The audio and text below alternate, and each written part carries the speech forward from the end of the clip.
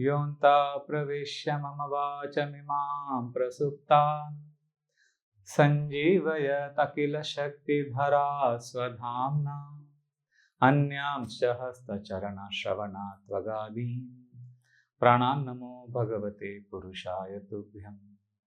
कथाञ्चना स्मृते यस्मिन् दुष्करं सुकरं भवेत् विस्मृते विपरीतं स्यात् श्रीचैतन्य नमामि तम्।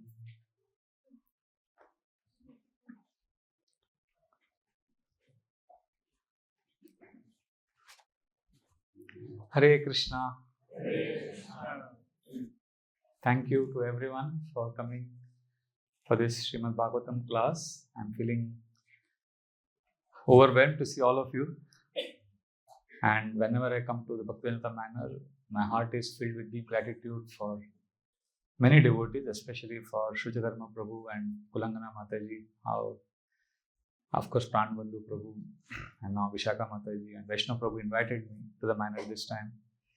So many devotees here, they have always encouraged me. I came here first time 20 years ago, and I feel the last 20 years, many important things in my life have been shaped because of the experiences I got here. And especially two things I got from Bhaktivedanta manor for which I'm eternally grateful. One is the devotees have given me a lot of love and encouragement. And secondly, timely guidance and feedback, which has helped me tremendously. So I feel blessed that all of you consider me as part of this community and you have given me a lot of love. Thank you so much for this. So as a service to all of you today, I would like to share something very important from Srimad Bhagavatam. There are 6 practices which all of us can actually do in our daily life. The 6 practices from Srimad Bhagavatam for a fulfilled life.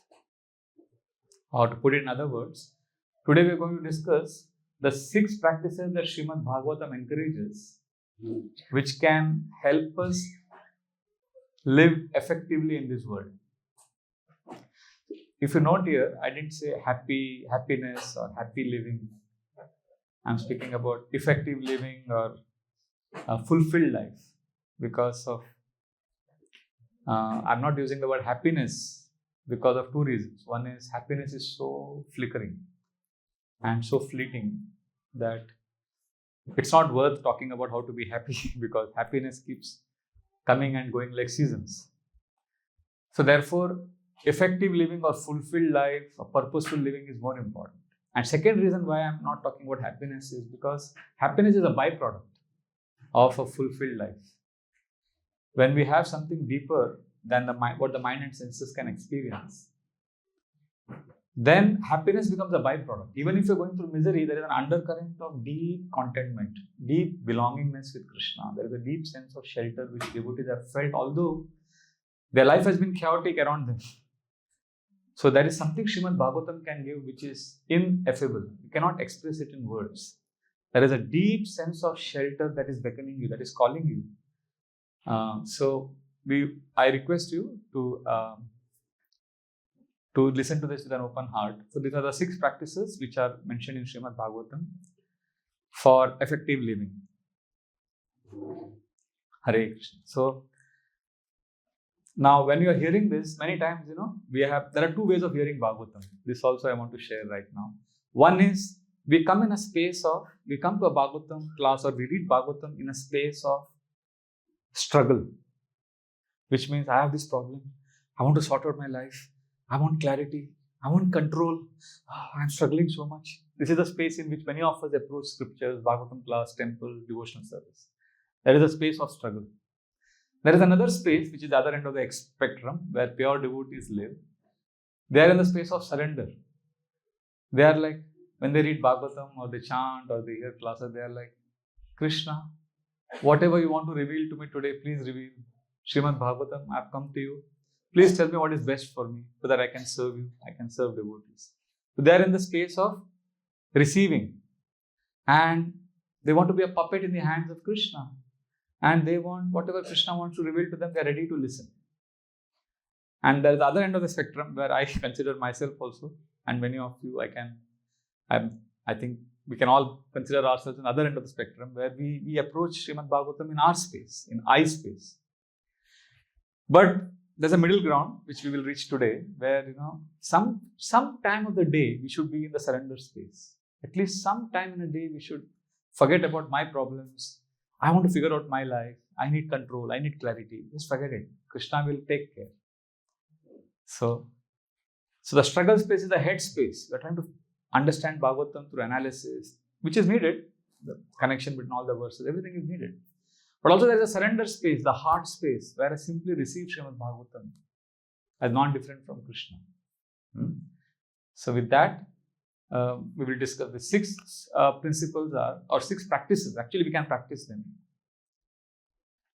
So because I may not be able to complete all that, because Srimad Bhagavatam, there are so many verses in Srimad Bhagavatam. We will go crazy, 18,000 verses.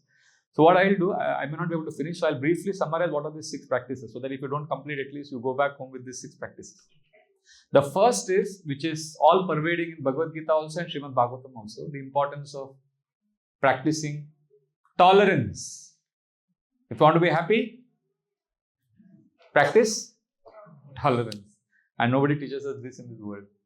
Gita also, Krishna says, Matra sparshastu kaunte shita ushna sukha dukkada agama paino nitya stam titikshasva bharata. Tolerate. Tolerate not just distress. Tolerate happiness also. Tolerate happiness. Don't jump around like a monkey when you are happy. I remember I took one of my friends who was getting married. One of the boys was preaching to, and he knew my Guru Maharaj very well. So I took him, and he was beaming. And I said, Maharaj is getting married tomorrow. And he said, Maharaj, please bless me. So then Maharaj said, please don't go crazy just because you're getting married. So just, it's okay, be sober. So tolerance is first.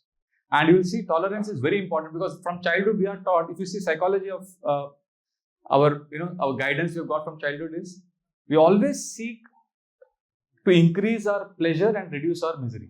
That's how we have been trained. Whenever we are uncomfortable, we want to be immediately comfortable. I want relief. I want happiness. Which is natural. At the same time, we also need training on how to embrace pain.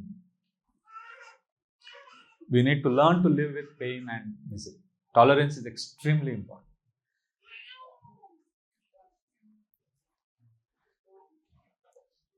There is a saying in Hindi, जहर मरने के लिए थोड़ा सा, पर जिंदा रहने के लिए बहुत पीना पड़ता है. Poison, we just need a little to die, but to stay alive, we need to drink a lot of it.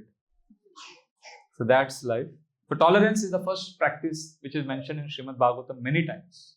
And many times we bypass it. We think, no, Casey will make me happy. I just have to chant and dance, I'll be happy. Yes, Krishna consciousness will give us happiness, but it's a paradox. There is happiness in Casey, but also we have to learn to tolerate and learn to embrace it. That is first. Second, okay, if I embrace pain, tolerate, I'll go crazy one day. The pain will explode like a volcano.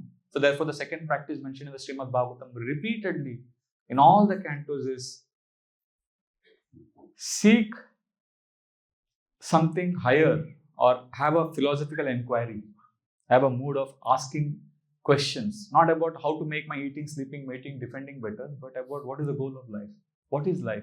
Have a philosophical inquiry spirit of asking about deeper questions in life. This is a very important practice we need to have if we want to lead an effective life.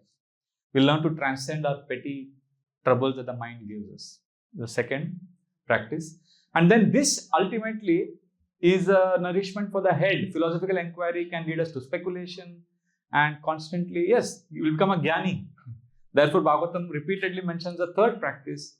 Along with the head becoming strong, the third practice is the heart should experience Krishna. Especially you will see in Bhagavatam, so many times it is mentioned, remember Krishna's lotus feet. Constantly this practice is encouraged. 3rd canto, 10th canto, so many prayers. In fact, all the prayers you will see. No? Remember Krishna's lotus feet, the pinkish hue on his lotus feet with tulsi, chandan. See the form, close your eyes, take that form in your consciousness. This will satisfy your heart. So what are the 3 practices? What is the first one? Embrace pain, tolerate. But tolerate can be difficult, so do 2 other things. What is the second one? Philosophical inquiry. And third is, remember Krishna's lotus feet and nourish your heart. Is that okay? These are three things. Then, okay, I remember Krishna's lotus feet, but when I sit down and meditate and remember Krishna's lotus feet, but I also have my lower nature. And although I'm coming closer to Krishna, I fight with other devotees. I get bewildered sometimes. I'm not sure if it is my mind cheating me or my heart. Sometimes we are not sure about the mind and the heart. You've experienced? We don't know whether it is the heart yearning for something or the mind troubling me. We can't understand. So therefore, we need higher intelligence, which is the fourth practice. Bhagavatam repeatedly tells us to take shelter of scriptures. Bhagavatam, Ramayana, Mahabharata. Read or hear scriptures regularly. This is the fourth practice.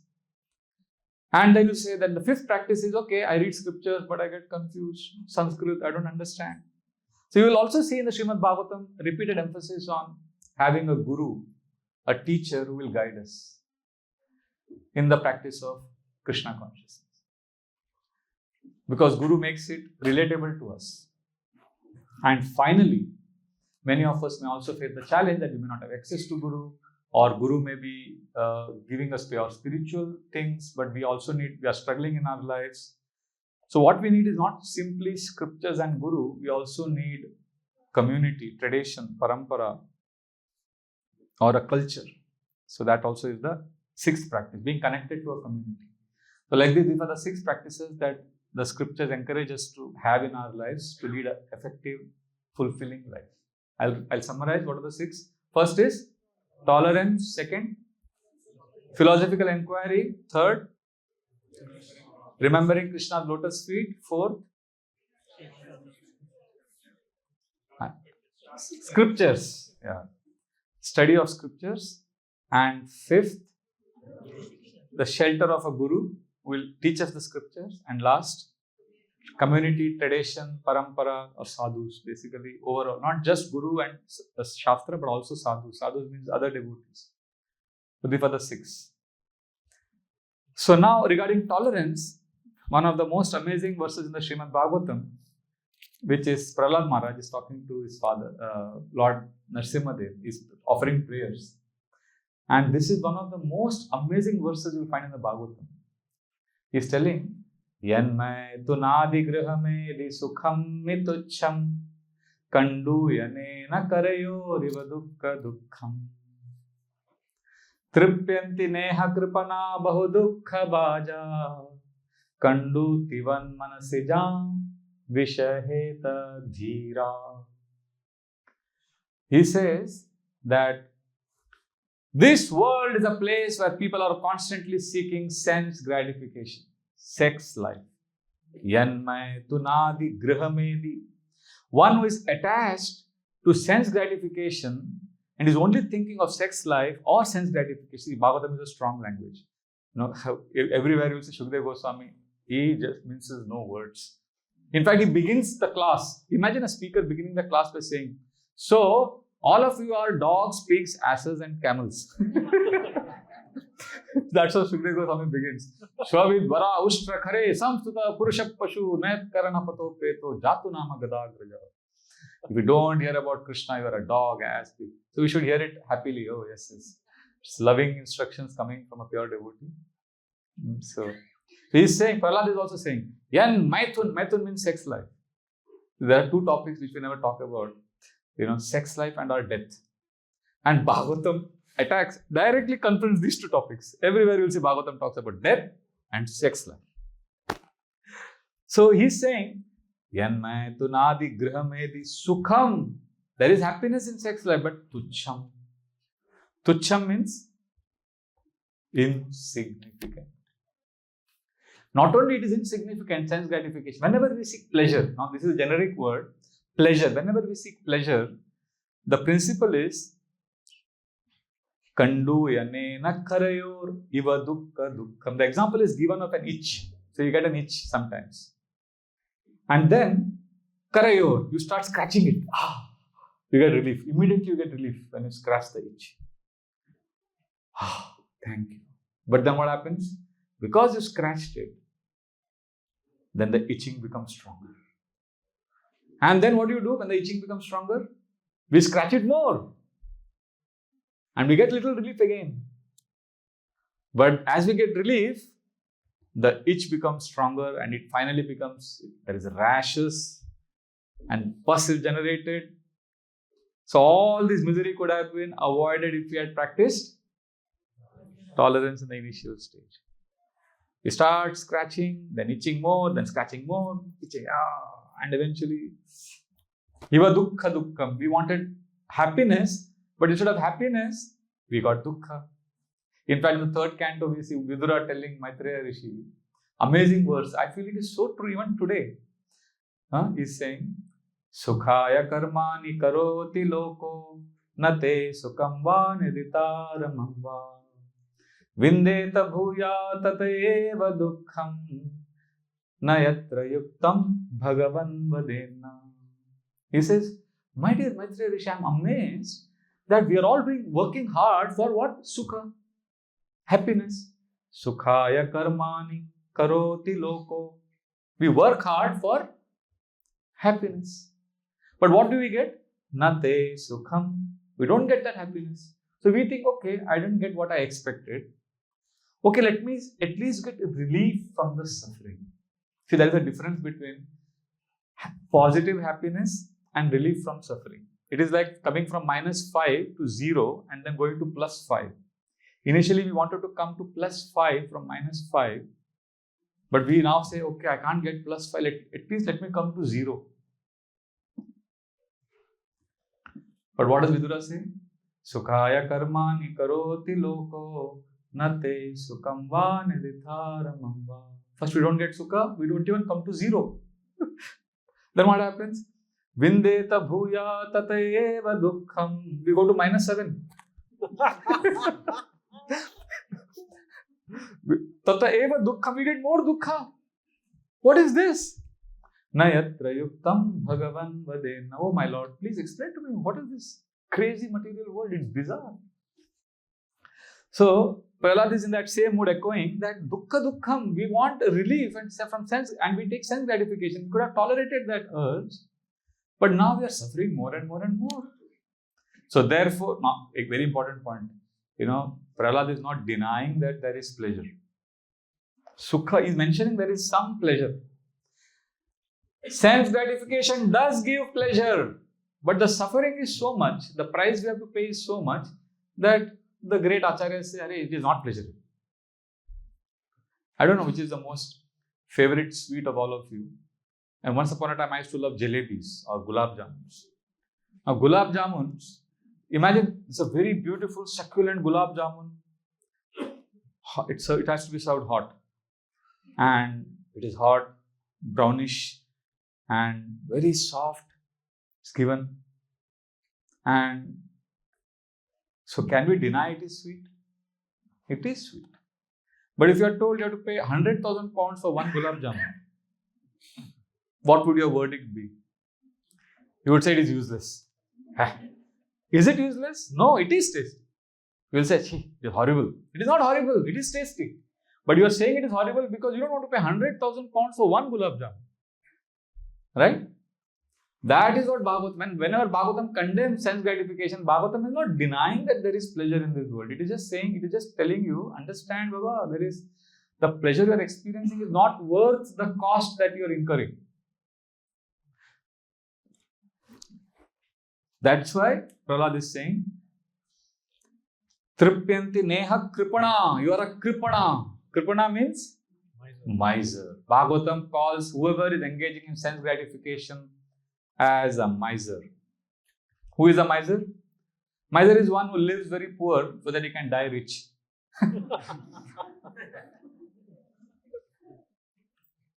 So we are a miser because we are not making use of what our facilities that we have. We have got such a big wealth of this human form of life.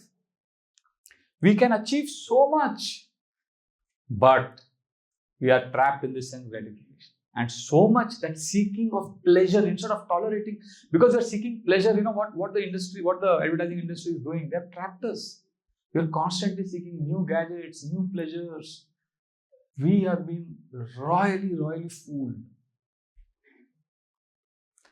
So there was I think, I don't know the name of this scientist, one Russian scientist, many years ago. He did some experiment with rats. They call him Pavlov, I think. So he had the interesting experiment. The rats were kept in a cage, and he created some game, some red button and blue button. So when the rat would press the red button, it would get a shock, mild electric shock. And when the rats would press the blue button, the green button, that some food would be thrown from above. And the rat started understanding, oh, if I press the green button, I get food. So it would keep pressing green button and getting food. And then when the rat understood the whole thing, the scientist changed the buttons. He made red would give him food and green would give him shock. So then the rat was confused for some time. After some time, he figured out what's happening. Then he would press only the red button. And the frequency of changing, the scientist increased. So it was very unpredictable. Sometimes red, sometimes green. And eventually, the rat was so engrossed in playing this game of red, green, red. What gives me pleasure? What gives me misery? And figuring out that, and he quietly opened the door of the cage. And the rat refused to run away. The rat was happy in his game of seeking pleasure, reducing misery. Seeking pleasure, reducing misery. He couldn't escape. So we are like that. We are miserly because we have an opportunity to run out of this cage of this material world. We can experience something deeper, but we are trapped by our own mind, which is seeking senses, which is seeking pleasure. Therefore, he's saying you are a miser. Miser is, it basically, it's just imagine in India, one of the richest men is Ambani's. So talented, potential, business sense.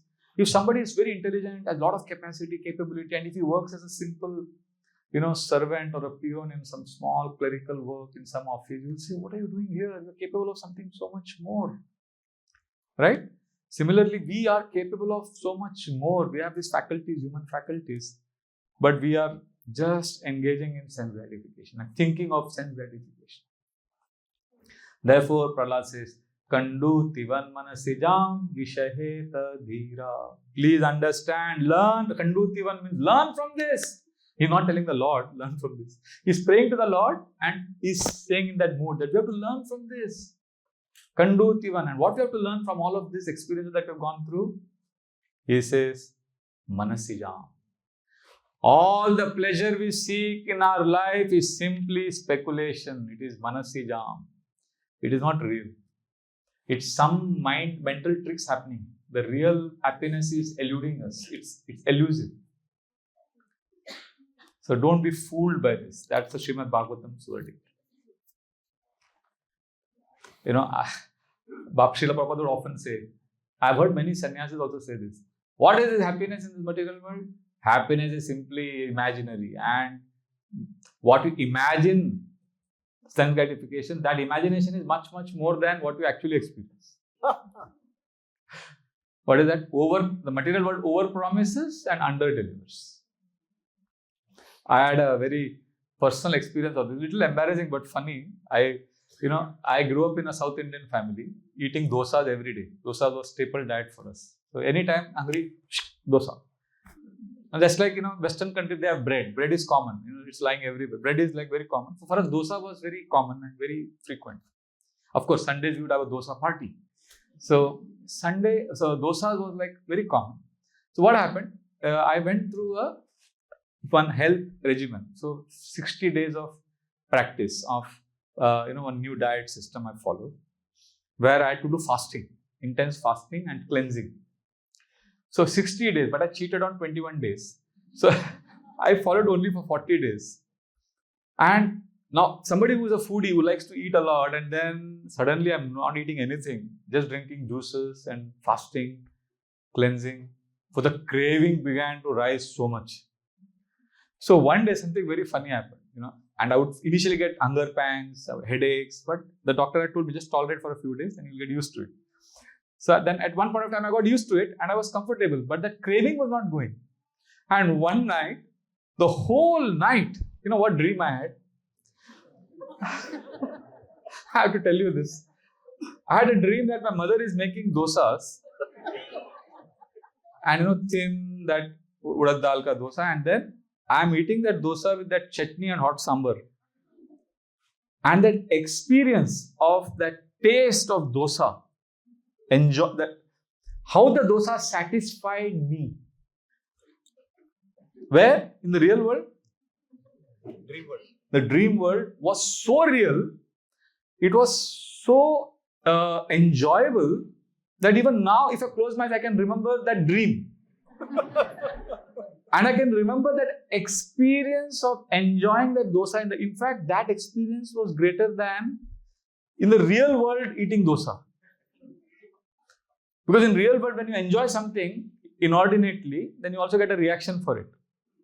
You know, it's a backache or something, or acidity, so many complications. But in dream, you simply enjoy. In the dream, I didn't wake up the next day with some problems. So that, what I'm trying to say is, that experience is still there in my memory of the dream.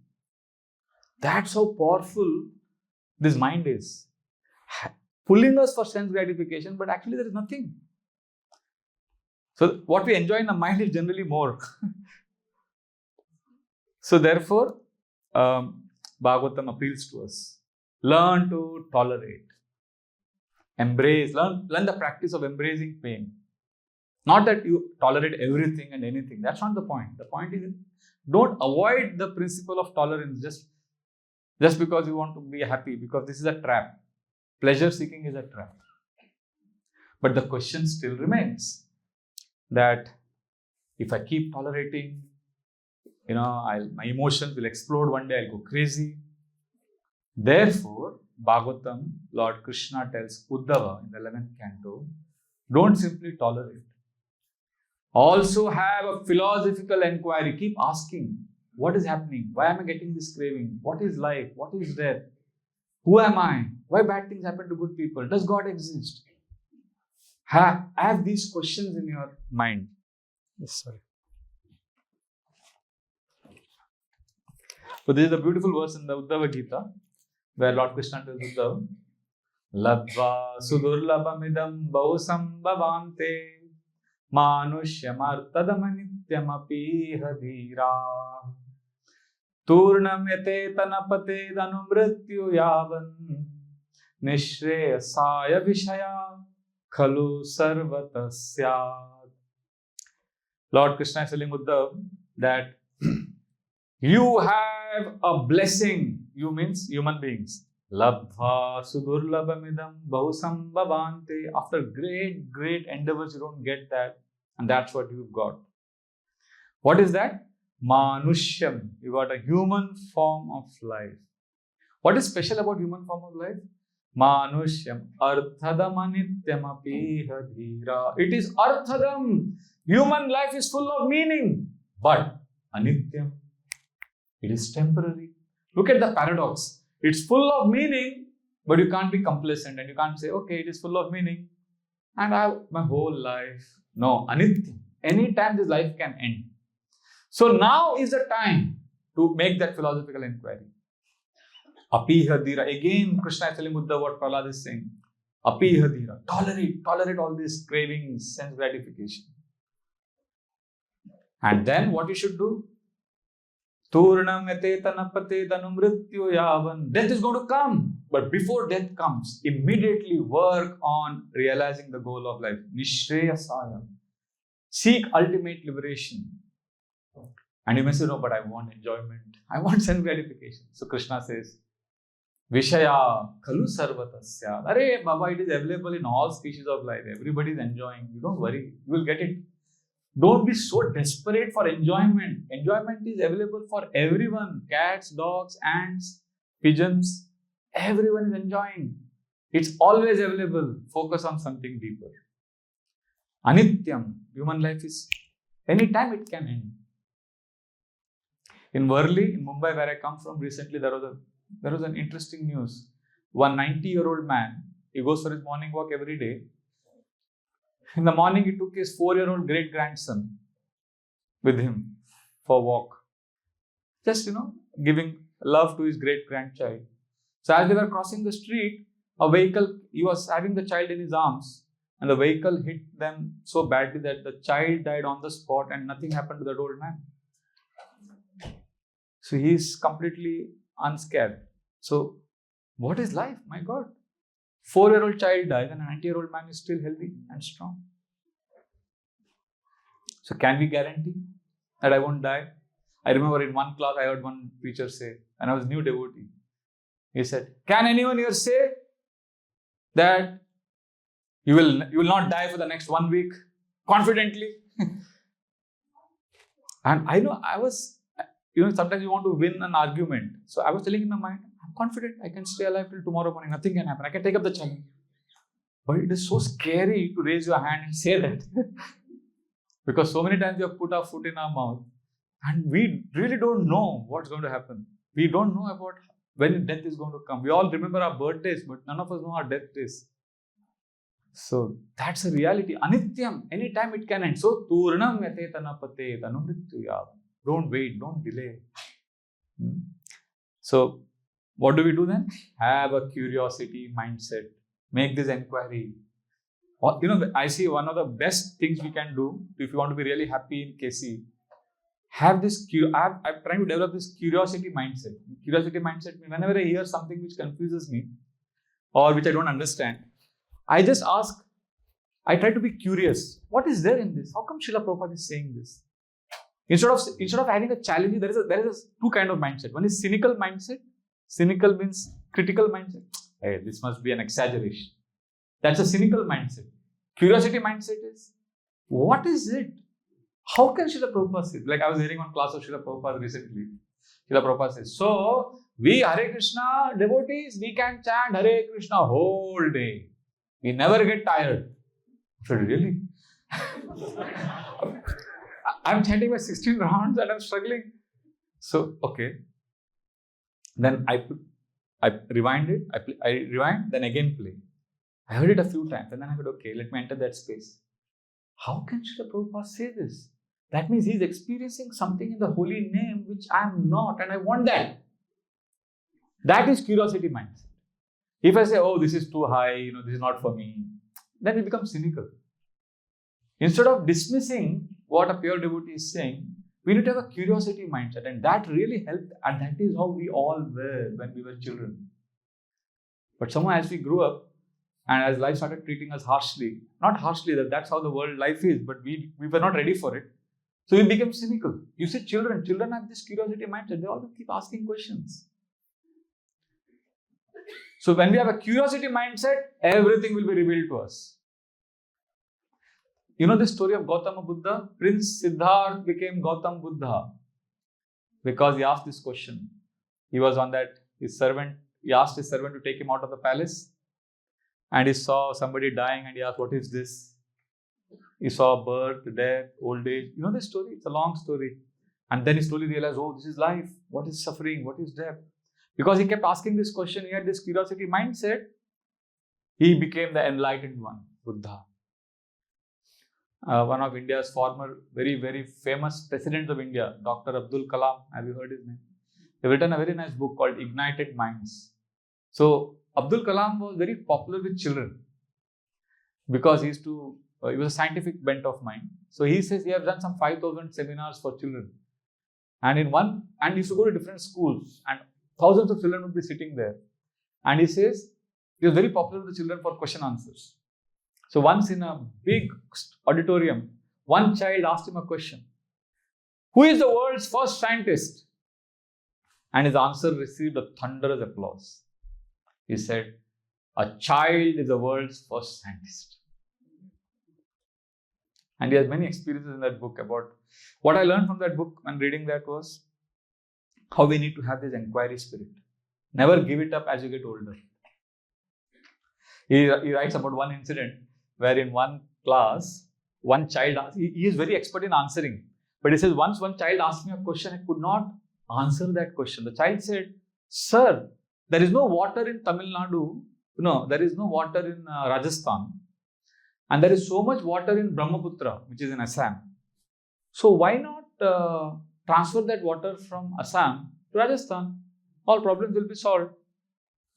So he was saying, how do I tell the child that the river is in a particular state, but transferring that river water to another state requires a conflict between center and state. It's a center versus state issue. So how do I explain this? And it's not possible. But for the child, it is possible.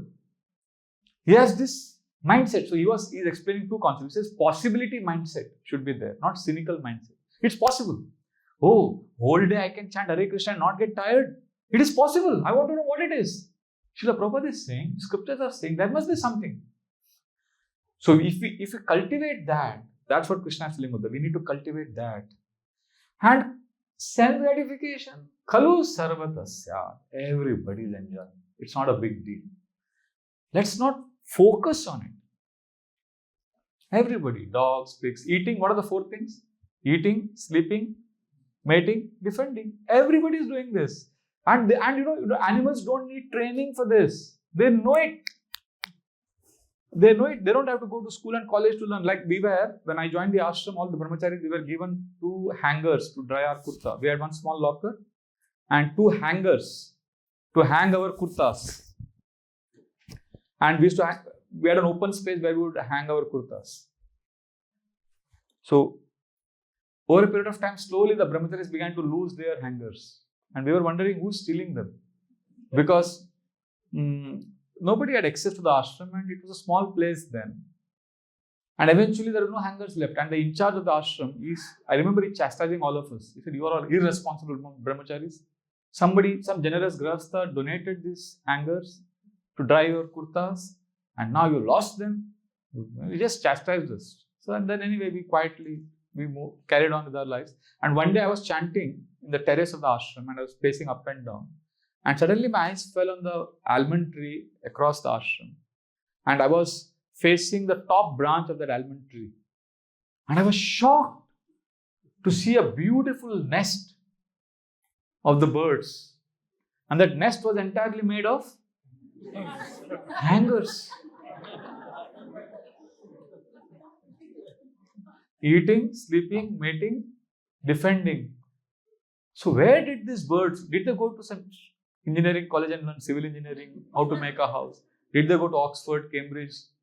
They know how to defend, how to make houses. It's amazing. So eating, sleeping, mating, defending is not a big deal. So therefore Krishna is telling Uddhava, Nishreyasaya Vishaya. Come on, seek something higher, have a philosophical inquiry. But philosophical inquiries, ultimately, it's in the head space. And that's also not sustainable. We'll become very dry jnanis. Philosophical inquiry doesn't give that mellow, that happiness. Therefore, the Bhagavatam gives us there's a beautiful section, so many prayers in Bhagavatam where we are encouraged to explore the heart space. Come on. Because at the end of the day, we all need to feel a sense of belongingness. We want to feel safe. We want to feel sheltered. We want to feel we are at home. And Bhagavatam says that is possible. So in the 10th canto, Lord Krishna is still not appeared in the world. He is in his mother's womb, Devaki's womb, in the prison cell of Kamsa. So there, the Devta, the demigods, are offering prayers to the womb of Devaki. So they are teaching us how we can also experience this, what is it called? This heart space. We can experience the sweetness and the joy and the rasa of Krishna Prem. Then the head and heart will be balanced. Tvayam Bujaksha Kila Sattva Dhamni Samadina Veshita Chetaseke Tvatpadapotena Mahatkritena Kuruvanti Govatsapadam Bhavaktim. The Devtas are saying that, my dear Lord, Ambujaksha, you have such beautiful lotus eyes. Akhila Sattva Dhamni, you are incredible potencies you have. But what we need to do, my dear Lord, which means all of us need to do, Samadina Veshita Chetaseke. Just close your eyes, meditate on the Lord's form. So what does it exactly mean? Tvatpadapotena Mahatkritena. Remember Krishna's lotus feet. You know the soft lotus feet of Radha Gokulananda? Remember that. Why? Kuruvanti Govatsapadam Bhavaktim. The great devotees in the past have crossed over this ocean of suffering, bhavabdim, by simply remembering Krishna's tiny, beautiful lotus feet. This is amazing. This is, generally we think boat is small, tiny boat. And this world is compared to an ocean, huge ocean. And we are encouraged to remember Krishna's lotus feet and get out of this material world. Repeatedly on. This is another interesting thing. Actually, we can have, once I remember, we had a 2-hour class only on this theme, how this world is an ocean. I mean, Bhagavatam has so many verses where graphically this world is described to an ocean in great detail. What happens in an ocean? You are lost. If you're in the middle of an ocean, you get lost. And you don't know where to go. So Bhagavatam repeatedly says, we are lost in an ocean. But if you remember Krishna's lotus feet, that becomes a boat which can help you cross across this ocean. Once I remember I was in this God-forsaken place, crazy Western Australia, Perth. Nobody goes there. And I don't know why I landed up there. And then when my friend who had hosted me said, Prabhu, I'll take you to the ocean beach. So we were standing at the beach and I closed my eyes and I said, okay, this is Perth. I knew the map. I said, okay, if I stand here and if I walk straight in this water, where will I reach? So I said, remove your GPS, Google. So if we start swimming straight from this point, where will we reach? So he did that and he told me it was some place in South Africa. And I said, is there any land in between? No, straight. If you go straight, you will reach South Africa. And what is the distance? We calculated. Some kilometers came to some 9,000, some plus kilometers. And then I said, wait, calculate the distance from the bottommost part of India, Kanyakumari, to the topmost, Srinagar. And that was something like 4,000 something kilometers. It was 2.5. Like you go from Kanyakumari to Kashmir, then come back, and then again reach half distance. That is the distance from Perth to that point in South Africa. Can you imagine how much water we are talking about? So imagine you are in the middle of that somewhere. You don't know where to go and how much time you will need to swim across. We may think, no, but I can swim. Bhagavatam scoffs at that idea. The 6th canto, the Devtas are themselves saying, Shvalangulena titarti sindhu, my dear Lord, without your mercy, if we try to cross over this ocean, even if we are expert swimmers, we are foolish. Shvalangulena, can we hold the tail of a dog? No, the demigods are saying, whoever prays to us to cross over the ocean of material existence, he is holding the tail of a dog to cross over the ocean. That's their humility, and they're praying to the Lord like that. So can a dog can swim, but can you hold the tail of a dog and swim across an ocean? No. So therefore, we need a strong boat. Generally, when we think of a boat, we think Krishna's lotus feet is a boat, but boat is small, ocean is big.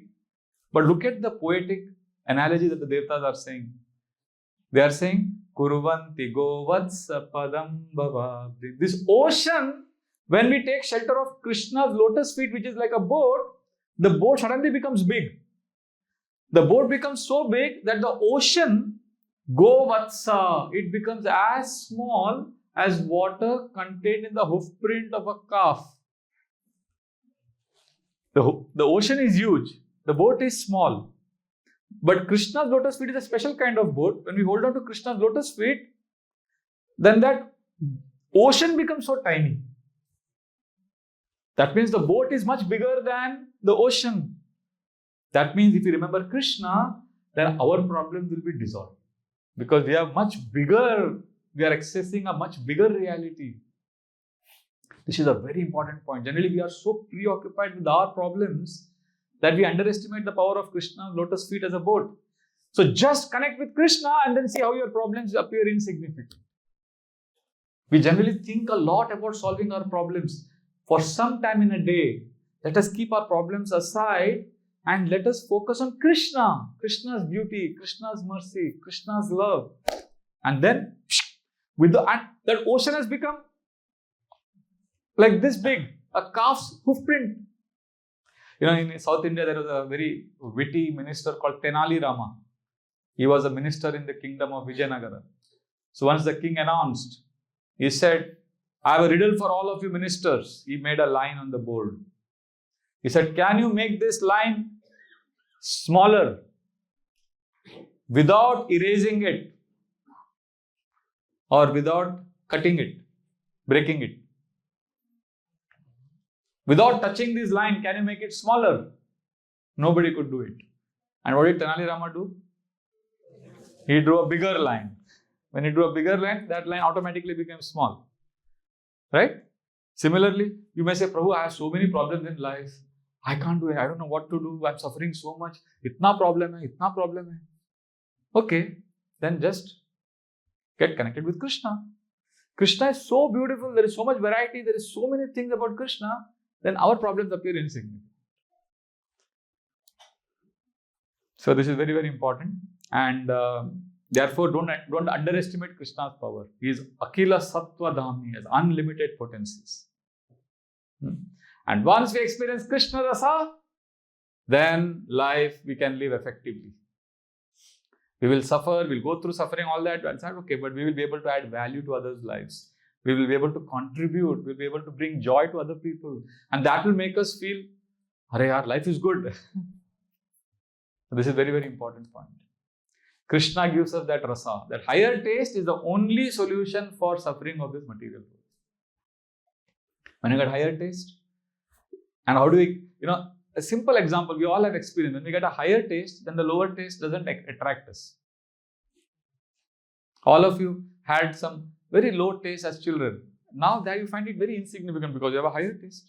When we were children, we grew up in Mumbai, very different kind of social scene there compared to England.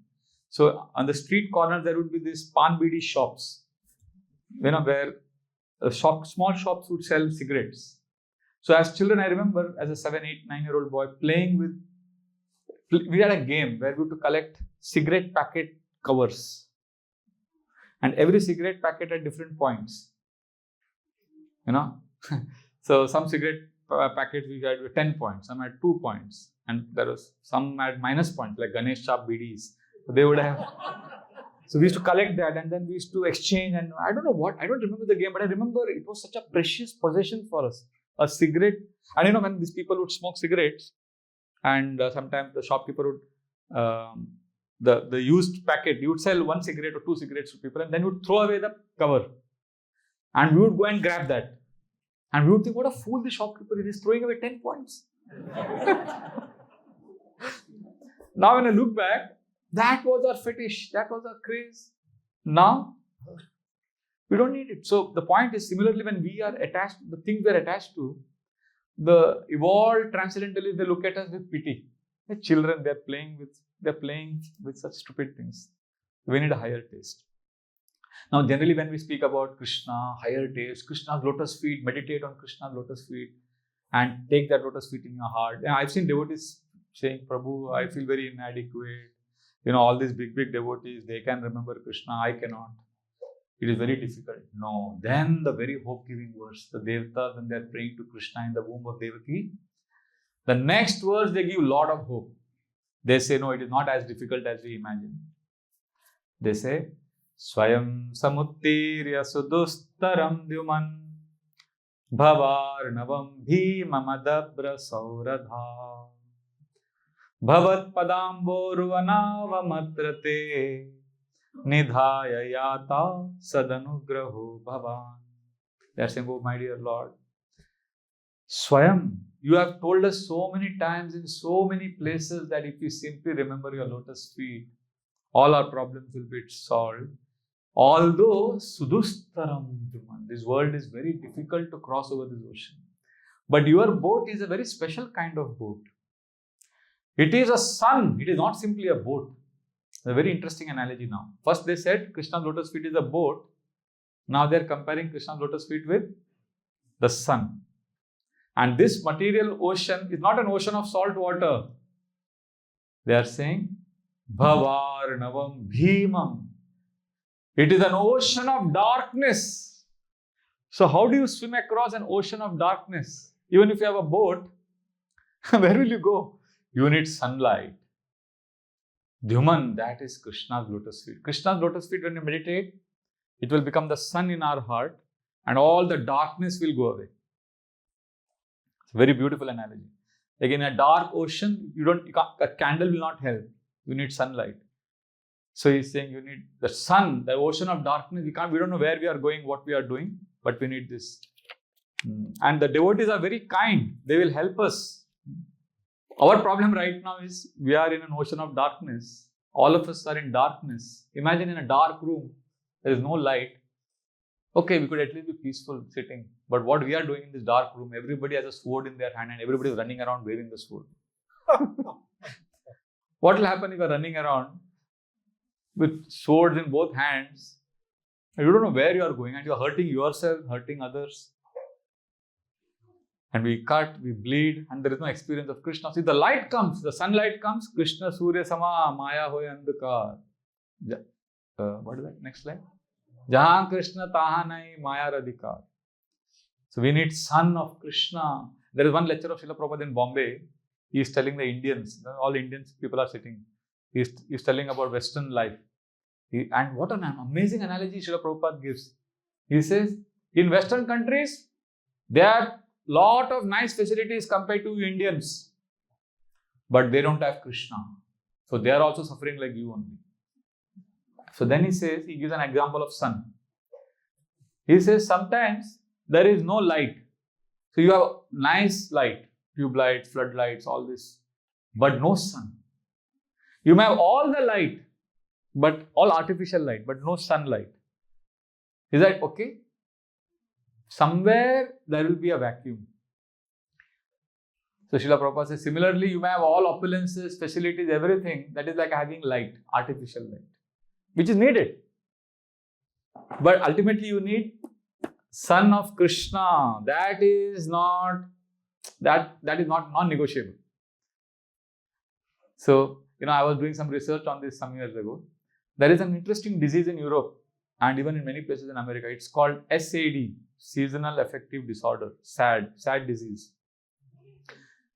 And apparently 45 to 48% of Europeans suffer from this disease at some point of time in their life. Seasonal affective disorder is caused because of absence of sunlight. Now, there is no sun doesn't mean they are living in darkness. I'm sure people in England are playing football, business is going on, there is light. There's light here now, even in night. We have light all the time. But sunlight is not there, there is some problem. Similarly, we may have money, we may have a big house, we may have a lot of savings. That's all like having a lot of light. But not having Krishna is like not having sunlight.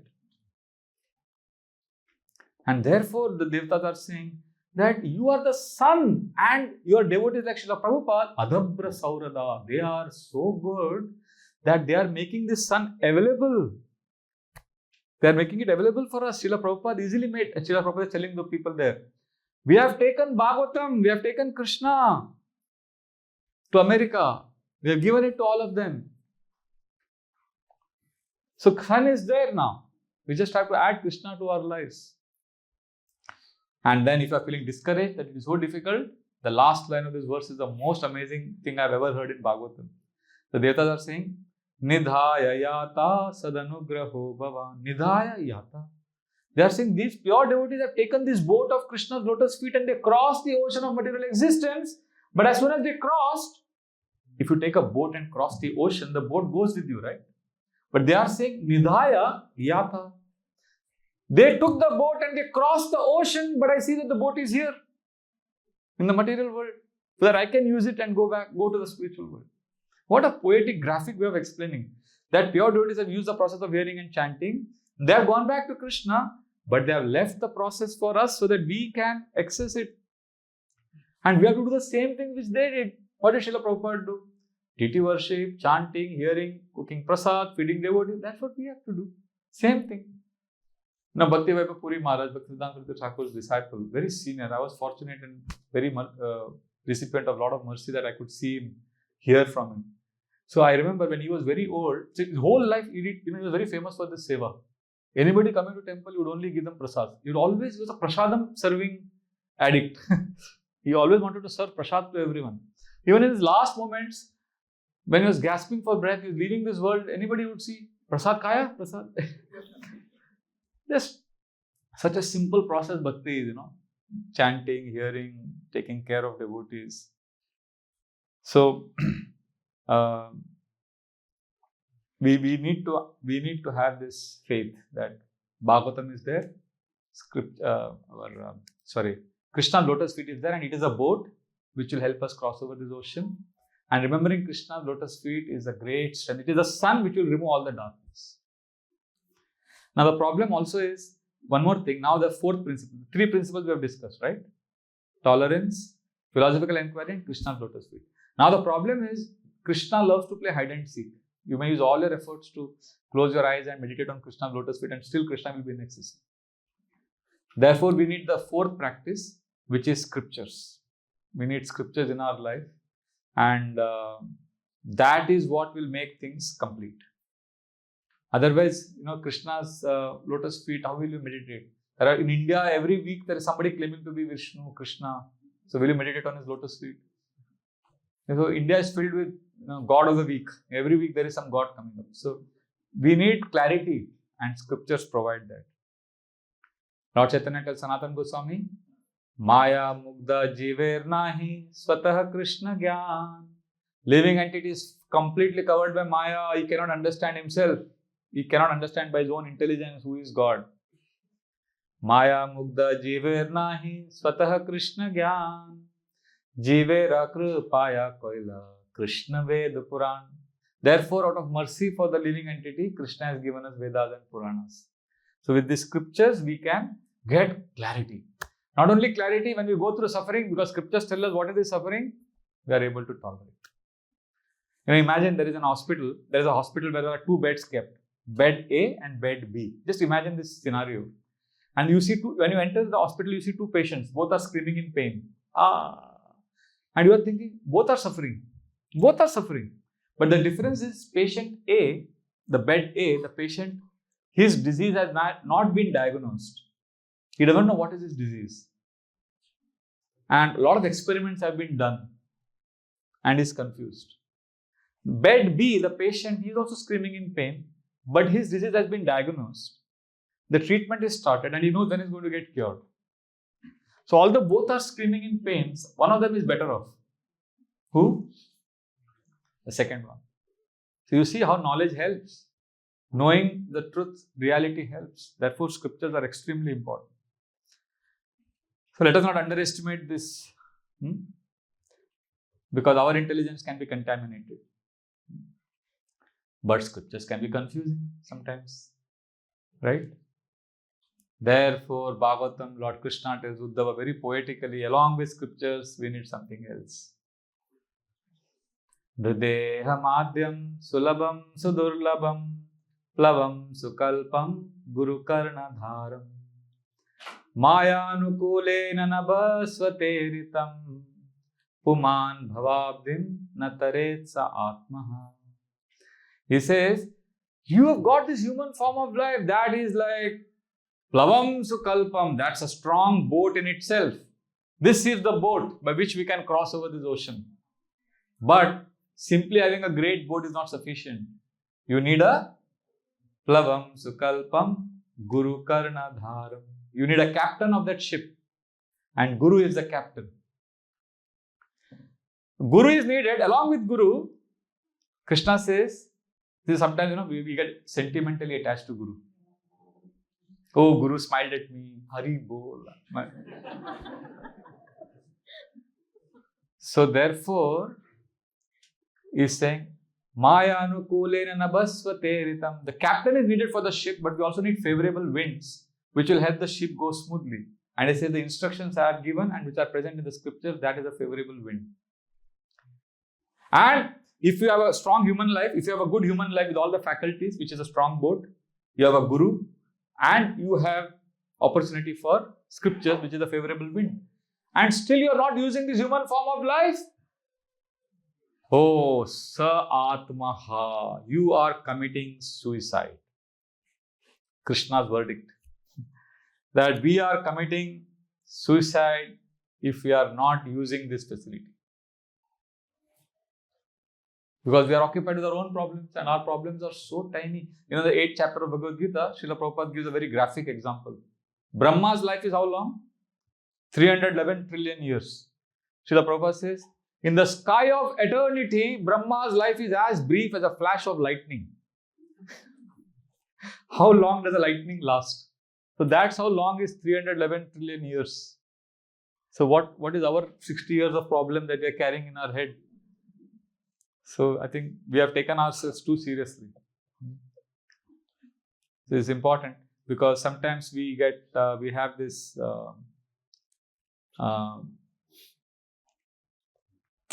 very sentimental kind of, like there can be a conflict of expectations with Guru. This is very serious. Many devotees have gone through this. Like when we are very new, we are useless, we are rascals. So Guru feels compassion on us. So Guru tells us, he will come to our, our children's marriages, will name our children, he will give so much affection to us. But why is Guru doing this? Why is Guru giving us so much love? He is compassionate, but also because he wants us to ultimately transcend all of this and take shelter of Krishna. He wants us to chant Hare Krishna, but we are not ready for Krishna because I am living only in my world. So Guru gives us holy name, gives us love. And why we chant Hare Krishna? Because he is so loving and caring. Let me chant Hare Krishna. He is telling me to chant. You see what is happening here? Are you seeing the conflict? So Guru's agenda is to give us Krishna. Our agenda is to get love. So somewhere Guru is giving everyone. He is compassionate. He loves and he's going around giving everyone. But somewhere we will feel inadequate if we are only not understanding what he has come to give us. So like that. So anyway, but Guru may not be available and we may get, sometimes Guru leaves the planet. So therefore, the scriptures also say, and simply Guru and scriptures is not sufficient. We also need association of devotees. Tarko pratishtha shrutayo vibhinna nasa vrishiryasya matam na bhinnam dharmasya tattvam nihitam guhayam mahajano yena gata sapantha. Oh, this is understanding scriptures and all the everything about life is like being in a guhayam, being in a deep cave. Very confusing. You cannot understand, so just follow the footsteps of Mahajanas, the great souls, the devotees, be with them. Be in a part of whatever devotional community. There are 12 Mahajanas, the Bhagavatam says. Follow their footsteps. Once one devotee said, Srila Prabhupada, you are the 13th Mahajan. And Srila Prabhupada said, you become the 14th. That is a mandate given to us. Become a pure devotee. Encourage everyone to take shelter of Krishna. So like this, we need to take shelter of Krishna and encourage everyone to be part of this beautiful Krishna conscious community. And then if we do that, Krishna will take care and our journey in this material world will be tolerable. And amazing way Krishna takes care. I would like to end with this story and then we can have some questions. All of you know Jayananda Prabhu, Srila Prabhupada's disciple. The Jayananda Prabhu is there in all Rath Yatra carts. His photograph is always kept. So he passed away from this world in 1977 because of cancer. Years passed. In the year 2007, one Mataji, Kalindi Mataji, she was a worker in hospice in Colorado. And she would go in civil clothes. She was working there as a professional nurse. But one day she got a realization that why should I hesitate? Let me put on tilak and kantimala. And let me, because I am giving spiritual things. I am a Hare Krishna devotee. She's an initiated devotee. Chandramani Maharaj disciple, I think.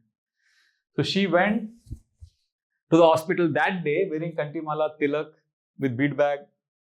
And she was taking care of an old lady who was dying, was leaving her body. So she gave that Ganga Jal, Charanamrut and all that and she chanted. And that lady, she looked at Kalindi Mataji and she smiled. And she said, Hare Krishna. And then she left her body. And then one middle-aged lady came and first one young boy came, a teenager. And he looked at this nurse, Kalindi Mataji, and said, you are Tilak? Hare Krishna. So he said, Mataji said, yes, I am. You know Hare Krishna? And he said, yes. And then he ran inside, called his mother, and his mother came and said, you're Hare Krishna. So then Kali Maji said, yes, you know Hare Krishna. So this lady said, yes, we are, I'm sister of Jayananda. And this lady, you saw, she's the mother of Jayananda. She said, so Kali Maji said, the Jayananda you're talking about? Yeah, Jayananda, who is very famous, who passed away in 1977. 30 years later, see how Krishna's sense of timing, how Krishna takes care. It's classic. I mean, and imagine this happened because she went in Dhoti Kurta Tilak. See, Krishna is taking care of all of us. This incident became famous because she went in Tilak and Kantimala. Now, if she had not gone, still this Mataji would have got Ganga Jal and she would have got Krishna. But it would, maybe she would not have, this story would not have come in the forefront. But somewhere Krishna is taking care of all of us. Amazingly. We need to have that. Krishna is like that amazing director of a movie, who does everything in such a perfect way. In the last 5 minutes, the whole movie, everything falls in place. If you watch a thriller suspense movie, you are wondering what is all this going on. Some gun is hanging somewhere, some painting like that. And then the last 3 minutes, 5 minutes, you understand, oh, the bullet was fired from there. That is why it was shown. Everything has a meaning. All the dots are connected, right? That's how Krishna operates. So, Jan, what a story this is. When I heard this, I was like, wow, because Krishna took care of his mother at the last minute. Krishna protects, Krishna takes care. When we were young boys, there was a very famous Bollywood actor. I don't know, the older people may remember. Black and white movies, there's a hero called Rajkumar. You heard of it? He was very famous for his very unique dialogues. He would say things like, Jani. He would say, Jani, hum tumhe marenge, zarur marenge. वो बंदूक भी हमारी होगी, वो गोली भी हमारी होगी, वो वक्त भी हमारा होगा. Which loosely translates as, dude, I'm going to shoot you, I'm going to kill you. But that gun will be mine, bullet will be mine, and the time will be mine. That's what the hero tells the villain with that gun. So, as a devotee, I feel Krishna is the original Rajkumar. And Krishna's original dialogue is, Prabhu or Mataji, whatever. Prabhu, हम तुम्हें बचाएंगे, जरूर बचाएंगे. पर वो situation भी हमारी होगी, वो प्लानिंग भी हमारा होगा, और वो टाइमिंग भी हमारा होगा. So Krishna will say, Prabhu, I will protect you, but that situation will be mine, planning will be mine, and the timing will be mine. I will decide when to protect you. So Krishna is there and Krishna loves us. We need to have that faith and we need to see Krishna's protection doesn't mean we ignore the process. Process is also we have to follow, and from our side we do this, Krishna will protect. So what are the 6 things we need to do? First, tolerance. Second, tolerance. We tolerate the noise. Second, inquiry, philosophical inquiry. Then, remembering Krishna's lotus feet. Then 4th, scriptures. 5th, guru. And last, community. And if you say, Prabhuji, but if all this, what if I don't remember Krishna at the time of death? What an amazing assurance Krishna is giving. Now, this is not a license to not be serious in bhakti. If you are sincere all your life, then you know what Krishna has assured what will happen in the last moment of your life. This is the most hope-giving verse I have found. Let us say you are very sincerely practicing. Then at the time of death, what Krishna will do? Yadi vatadi doshena madbhakta mam na chasmaret aham smarami madbhakta tepi yanti paramgati. Because of the imbalance of air and the mind being disoriented, the life airs being in disarray. Yadi vatadi doshena madbhakta mam na chasmaret. My devotee doesn't remember me. It's okay. Aham smarami madbhakta. I will remember that devotee. Tepi yanti paramgati. Krishna will take us back. So let us try now our best And Krishna is there. Krishna loves us more than we love him. Thank you very much. Hare Krishna.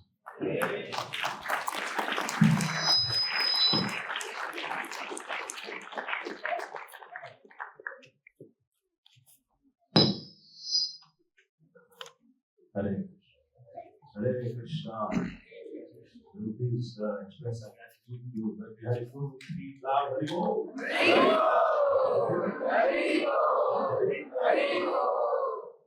We have some time. So if there is any questions, then you raise your hand and after we'll bring the mic to you.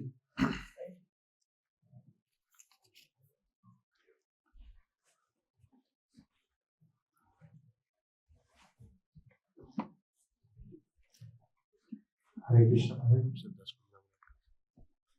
Where are you? Yes.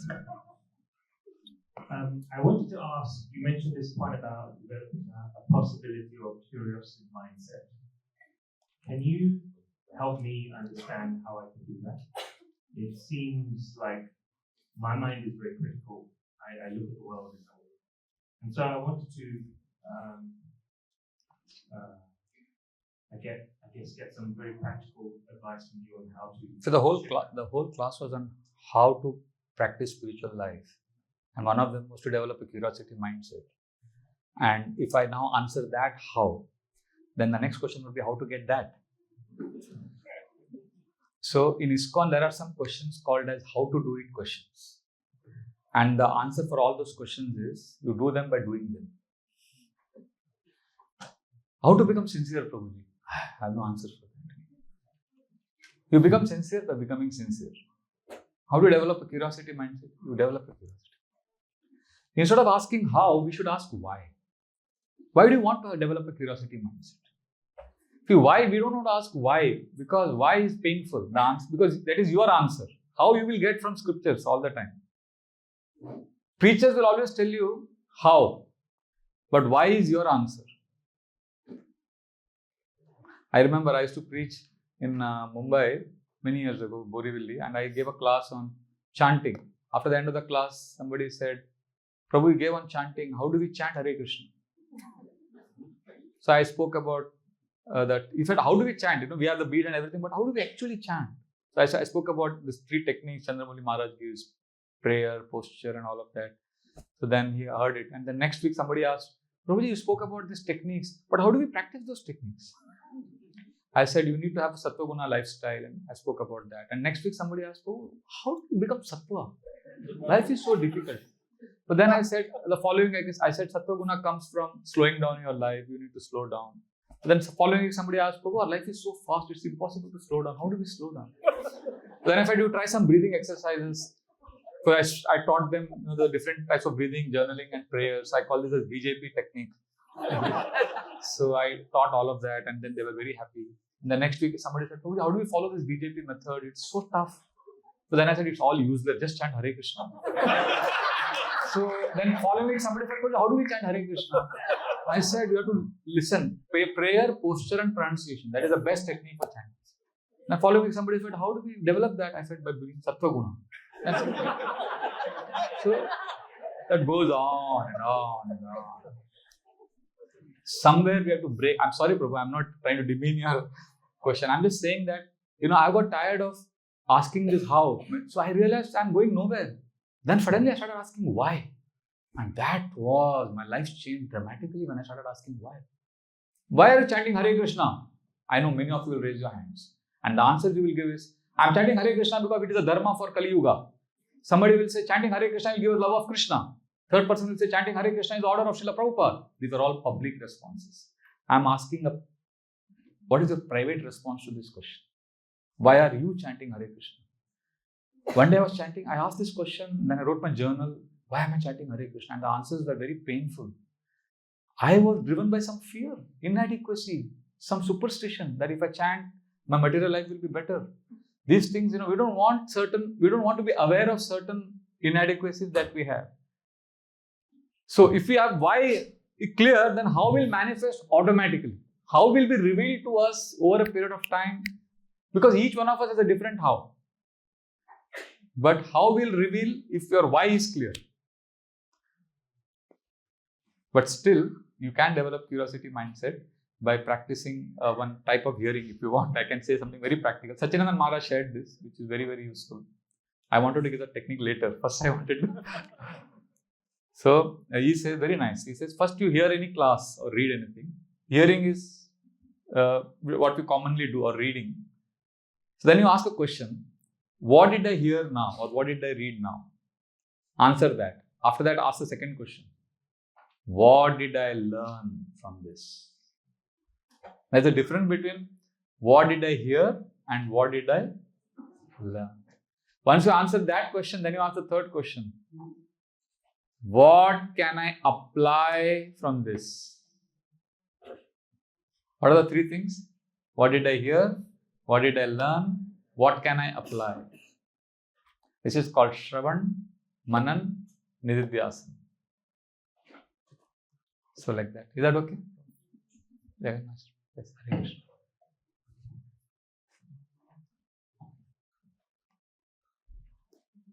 I see Mataji. Okay. We'll take her question first. I see.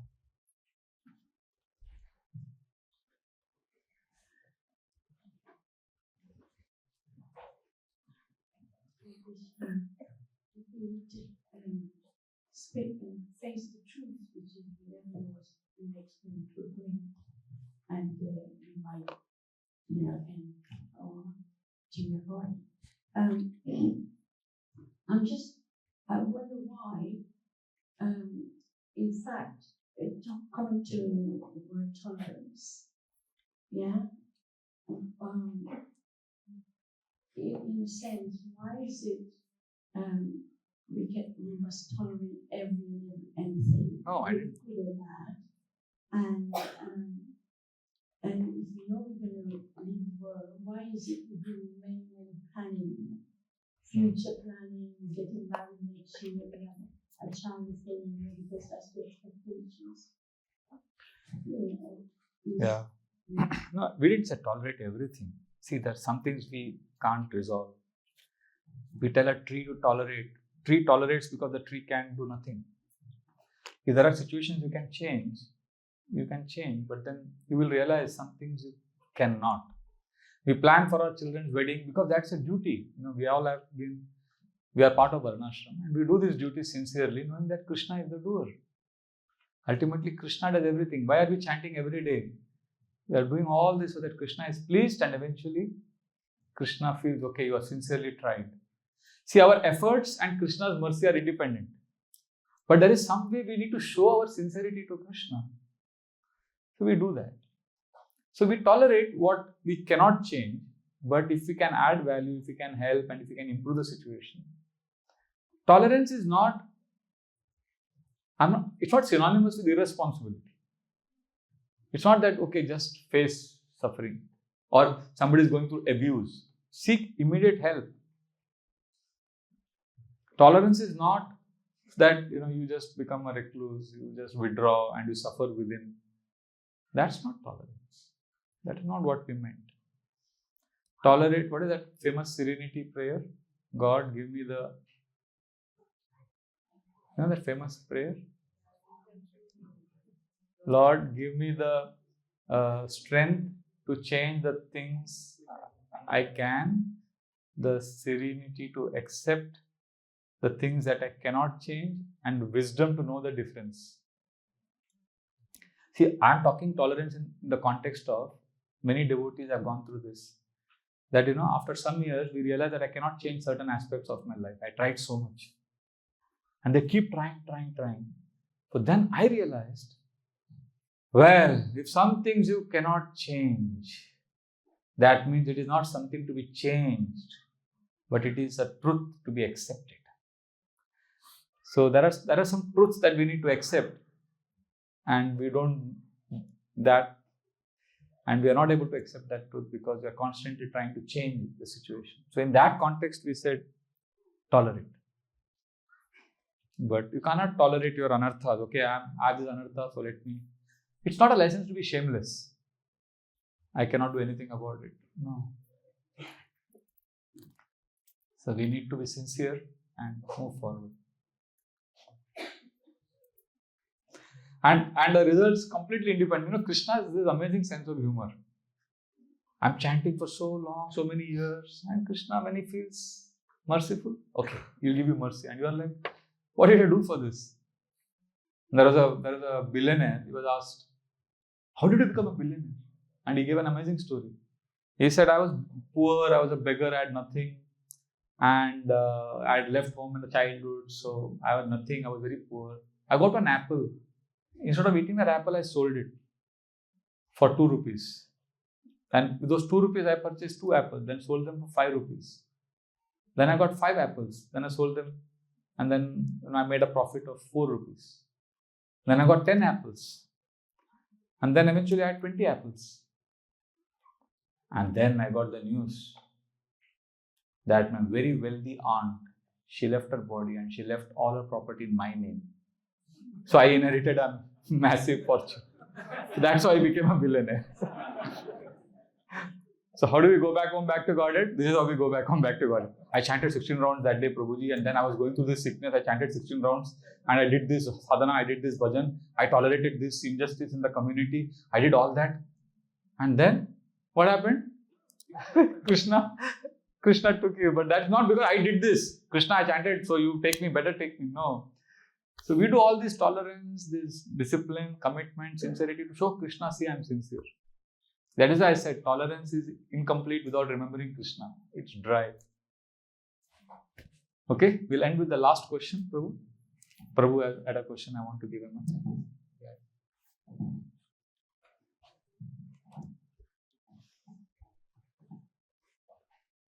Thank you for wonderful class.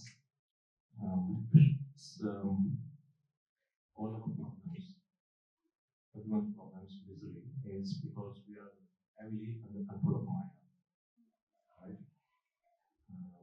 And all of our sadhana, spiritual practices is to get freedom from Maya, this is Maya, right? This is why Krishna created Maya in the first place. The same question, His Holiness Satyananda Maharaj says, when he first met Srila Prabhupada, he asked him this question. He met him in London and he said, same question. I'll just repeat what Srila Prabhupada said.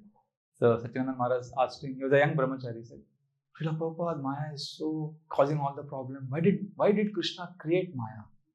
You know what Srila Prabhupada said? He rolled. He said, Krishna did not create Maya, you created Maya. Because you have a desire to enjoy separately from Krishna. So when we Krishna Bahir Mukhaji, Bhoga Vancha Kare, Nikatastha Maya Tare, Jhapatiya Dare. We chose to go away from Krishna, then Maya Jhapatiya. Maya just caught us. So, and this suffering is what is that? Keshav Maharaj says, beautiful statement. Suffering is the beginning of serious inquiry. If we didn't go through suffering, we will not make the inquiry only. This question is coming because we're going through suffering. If everything was enjoyable, we will be like, we'll be happy in this material world. There has to be suffering, and then we get kicks, and then we are like a person stuck in the well. We are trapped in a well, abandoned, dry well, and there is Prabhupada and this tradition community, Sadhu, Guru, Parampara, above. They have thrown a rope. They're telling us, come out of the well. This is a rope. Hold on to this rope. Come out. And you are saying, why I should hold the rope? This well is good. So then a snake comes and bites you. A scorpion bites you. There are bees, there are insects. And then you are uncomfortable. Then you hold on to the rope. No? Otherwise, will you hold the rope? You will say, this well is good. There are devotees who are saying, okay, I will come out, but you pull me out. So Prabhupada is saying, hold the rope. No, I will not hold the rope. You at least hold the rope. So, and we are not, because see, we need 2 things to practice spiritual life. We need love from above, pulling from above, and we need kicking from below. Right? Kicking from below is suffering. And pulling from above is Srila Prabhupada's compassion. And that is the reason why Srila Prabhupada sometimes, he says rascal, the strong words he uses. And we sometimes criticize Prabhupada, criticizing. He says, why Prabhupada is always criticizing? Devotees say, some people. He's calling rascal. For this, because we are not realizing that we are suffering. Prabhupada said those who are suffering and enjoying sense gratification, they are mudha, fool. But those who know and still they are not practicing, vimudha, qualified fool, rascal. Rascal is somebody, fool is somebody who doesn't know good and bad. Rascal is somebody who knows and still doesn't practice. So we are suffering so that we get inspired to look up. Otherwise, we are happy in this well, small well. We need to get kicks. Krishna, I want you. Now, one Srila Prabhupada, New Vrindavan, June 1976, he's having this room conversation. There is a debate, mock debate. Srila Prabhupada liked to debate with his disciples. So Srila Prabhupada is, all the devotees, they are pretending to be scientists and they are challenging Srila Prabhupada. So, Swamiji, you say life comes from Krishna, but science has proved life comes from chemicals. And Srila Prabhupada is saying, you rascal, where is the proof? Rascal. The question answer, Srila Prabhupada is using rascal so freely. So at one point of time, one disciple in that, because he is now a scientist, he has been given the license by Prabhupada to debate with Prabhupada. So he asked a very challenging question. He said, Swamiji, why are you calling us rascal? Immediately, that was a very good argument actually. So now, Srila Prabhupada, in the heat of that argument, see, this is like the debate is going on intense, right? So when that debate is going on intense, you can't give a prepared answer. Spontaneously, Srila Prabhupada, when he was said, why do you call us rascal? Srila Prabhupada's immediate answer was, because I love you. This is what he said. I love you and I can't see you suffer in this material existence. That's why I'm telling you to practice Krishna consciousness. You understand, you rascal? Again he asked it, again he called it like that. So that's why Bhagavatam is strong language, because at least you are asking this question. Most people don't understand that they are suffering. And the best part of Krishna consciousness, I'll end with this. The best part of bhakti is if you remember Krishna's lotus feet, and as we are dying, that suffering that we've gone through, what will happen? That suffering phase will be the time when we would have cultivated emotional remembrance of Krishna. There is intellectual remembrance and there is emotional remembrance. Both are different.